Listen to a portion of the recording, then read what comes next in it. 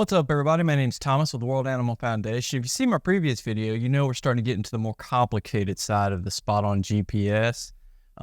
This time we're going to talk about GPS collars on the market, what the right solution is for you and your dog, and, acknowledge some of the confusion that surrounds GPS collars. You got all kinds of tracking stuff out there. You got trackers, GPS trackers, they use terms location, GPS, obviously, you got cellular, you've got Wi-Fi, you've got Bluetooth. All of that can be quite a bit. So we're going to break it down for you here and try to make it make sense, if that makes sense.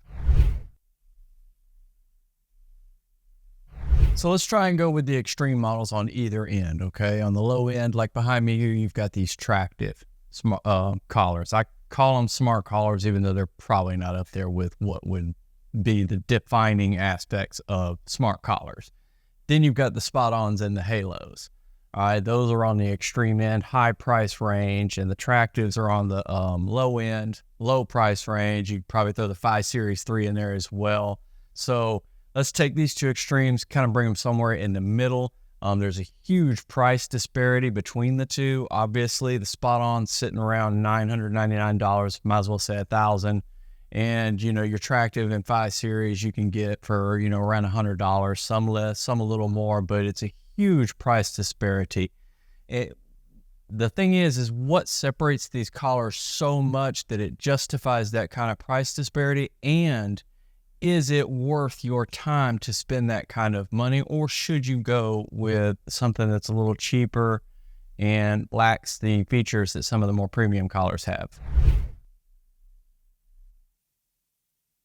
So to better help you understand the differences in these collars and how this is going to function, or how each of them functions and whether or not it's worth time for you, let's walk through each one. Like I said, starting from the low end and working our way to the high end. That way we kind of hopefully get you somewhere in the middle to where you're understanding both ends of it and you can make a decision.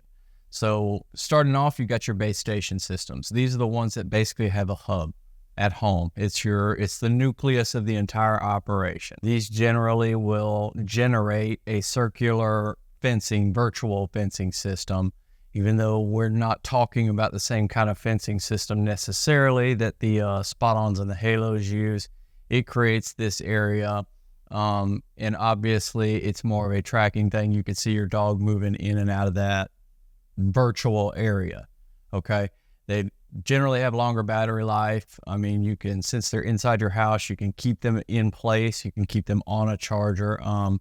They have a much more accessible price. It's not like going out there, and installing a physical wire fence, where you got to bury wires there, everything like that. But it's very similar, just without the wire burying. Moving up in the pecking order, then you have your budget collars. These usually sit around $200 a pop. They also create virtual fencing, but they typically use shoddier materials. I wouldn't say shoddy necessarily, just not nearly as high-tech, not nearly as expensive for obvious reasons. They tend to have issues with consistency, overall performance, and tree canopies. Anytime you get up under some dense tree canopies, like let's say my backyard, if you've seen some of my previous videos, I got a lot of tree canopy back there. When they get up under those things, they tend to have a lot of problems. And I have shown that in some of my past videos with the tractive and the 5 Series collars. Those don't necessarily fall within this budget collar range, but we're talking about similar technology. Once you get up underneath those trees, it's problematic. And that's the problem with the world. There's trees everywhere. Your dog's bound to wander underneath one from time to time, and it's going to mess these collars up in general. Next up, you got your trackers. These are your Apple AirTags of the dog collar world. They don't contain your dog. They don't work to contain your dog. They are almost entirely solely for tracking. It's easy to get them confused with some of the other smart collars on the market that are built for containment, or some that are designed for containment and tracking, like the SpotOn. So once you eliminate that confusion between the two, it's easy to understand the difference. You're basically going to have trackers. Then you've got your premium bougie dog collars, which are trackers and containment. Then you've got your in-betweens, which are containment, but they're not nearly as good as your bougie premium stuff.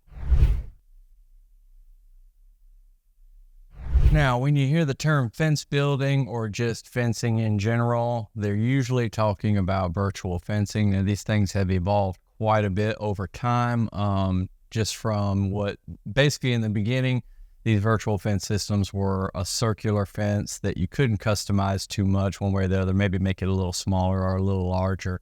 Now you've got full-on customizable virtual fences, and in some cases with the premium collars, you can actually walk these fences out, and the tracking, the location that these collars are capable of are so accurate that it can actually trace you as you walk out your virtual fence. So they've come a long ways, but that doesn't necessarily mean all of these collars, these different collars on the market, have that capability.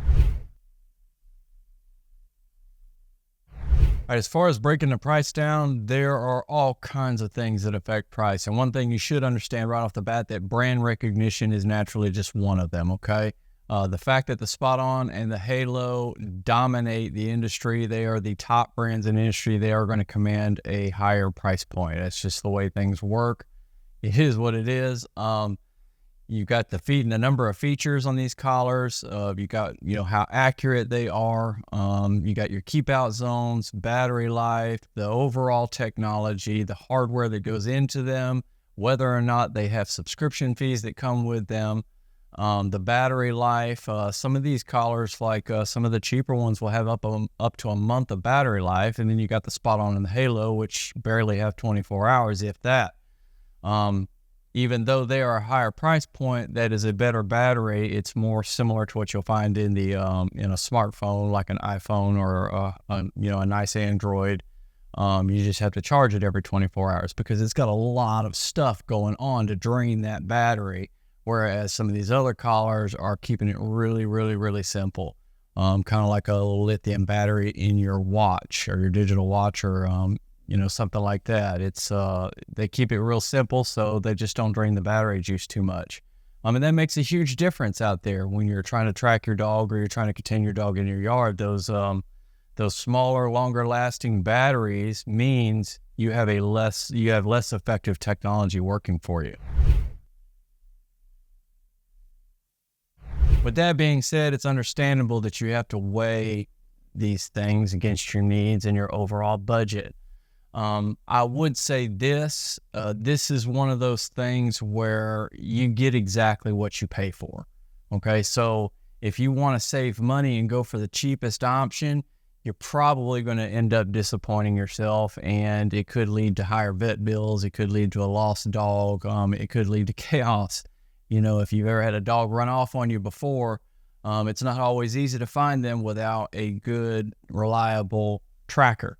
And so, if you're making that decision, like I said, it's understandable that you got to weigh those two options, but going with the absolute cheapest. And if you want to go back and look at some of my reviews on Tractive and 5 Series, you'll see that spending less is not always going to help you out the most. Now, that doesn't mean that you can't do any price shopping and that you should only stick with the Halo and the SpotOn brand. There's just several things that you need to look into before you make your purchase. Number one, you need to make sure you're looking at trusted review sources. There are companies out there that purchase their reviews. That's well known. Okay, so you got to take the time, make sure you're looking at a trusted review. Look over the company website, read the fine print. Nobody likes to read the fine print. I understand why. It hurts your brain. I hate it. It's boring. Read the fine print, because a lot of times you're going to see something in there that's going to tell you, okay, yeah, this is not for me. So definitely read the fine print. Remember that companies headquartered in the USA also tend to offer better customer support. It's a locality thing.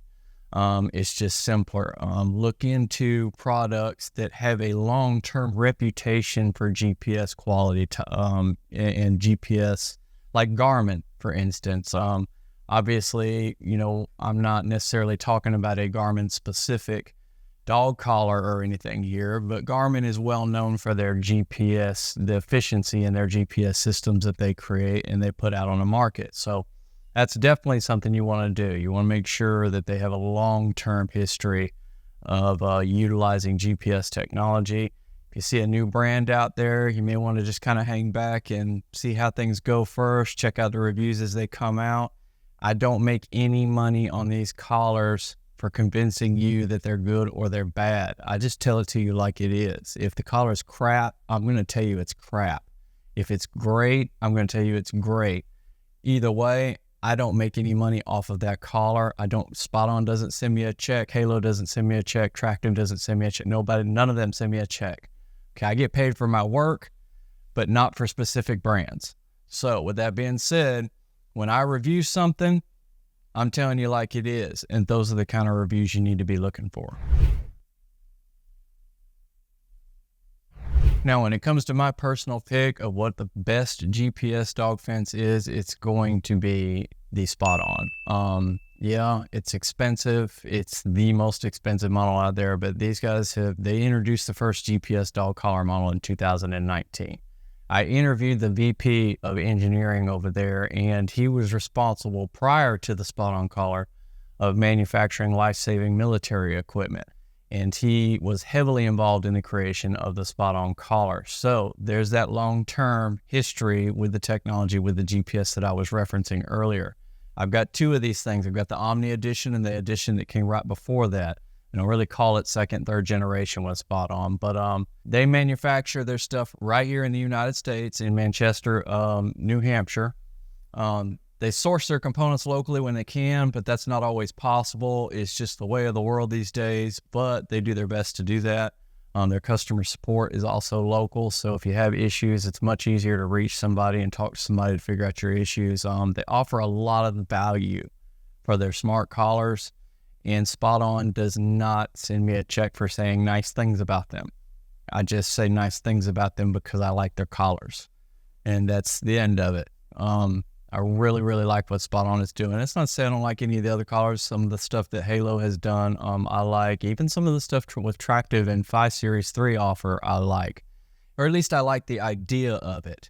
But overall, my choice has to definitely be the SpotOn GPS, just for all the complete total package value that you get for the collar.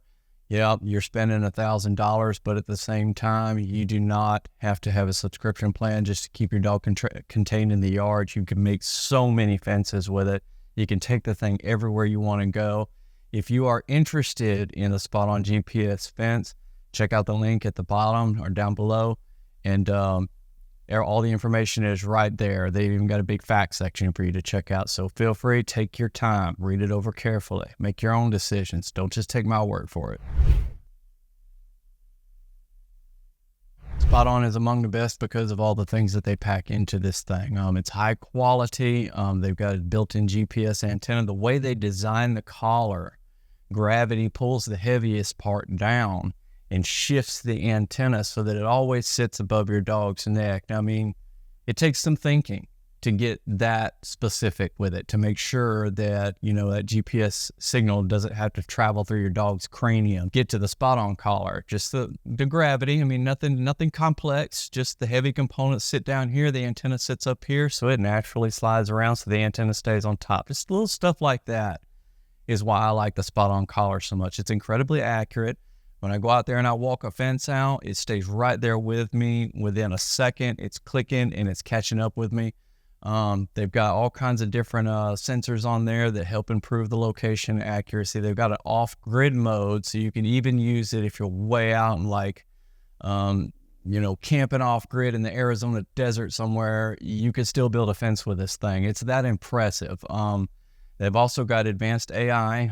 Everything's going AI these days, so naturally you got to expect that some of these smart collar brands going to jump on that, and SpotOn has done so. And that definitely helps with a lot of the signal bounce that comes down, especially around buildings and stuff. It also helps with their forest mode, so those big forest canopies I was talking about earlier.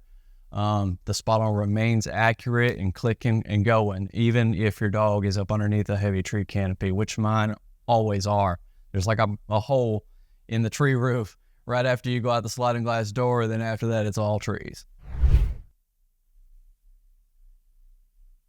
Going back to what I said earlier about reading the fine print, you always want to check that warranty. Check that warranty on no matter what collar you decide to go with. I'm not telling you not to do any collars other than the SpotOn. If you look at some of these other collars and you think that these collars are right for you and they fit within your budget, just make sure you check that warranty, because you're making an investment and you need to make sure that it's risk-free.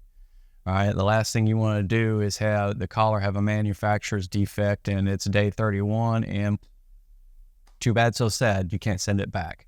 Some of them have a really impressive warranty, some of them do not. SpotOn's got one of the more impressive on the market. Another reason I like them, 90 days. You got 90 days, and they have a free return. If your dog drops collar, or your dog gets the collar off outside and it gets buried in the mud or something, SpotOn will help you find that collar through their tracking and location. And when you get that collar, you can send it back, and they will send you a collar of equal value, brand new or refurbished, of equal value to that collar. Pretty nice, hard to argue with. No other collars that I'm aware of offer that kind of warranty.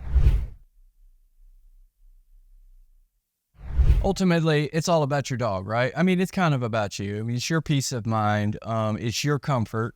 You want to be able to send your dog outside and not have to worry about your dog running away or jumping the fence. I've worried about mine running away before I got into these GPS collars, but you want that peace of mind, but it's also for your dog's safety, especially like where I live. I'm suburban. I mean, just 100 feet that way, there's a road. 100 yards that way, there's a main road.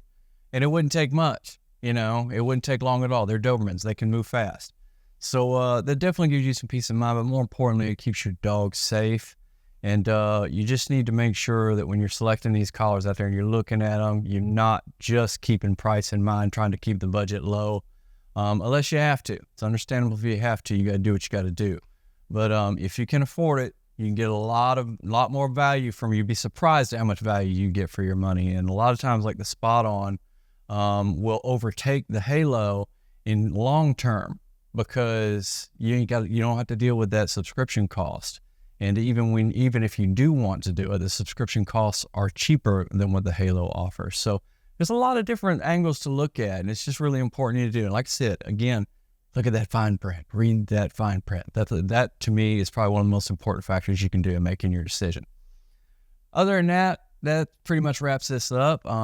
Thank you, everybody, for watching. Make sure you hit that like and subscribe button at the bottom. Feel free to comment. I always try to jump on there and comment whenever I can. Again, thank you for watching, and everybody have a fantastic day.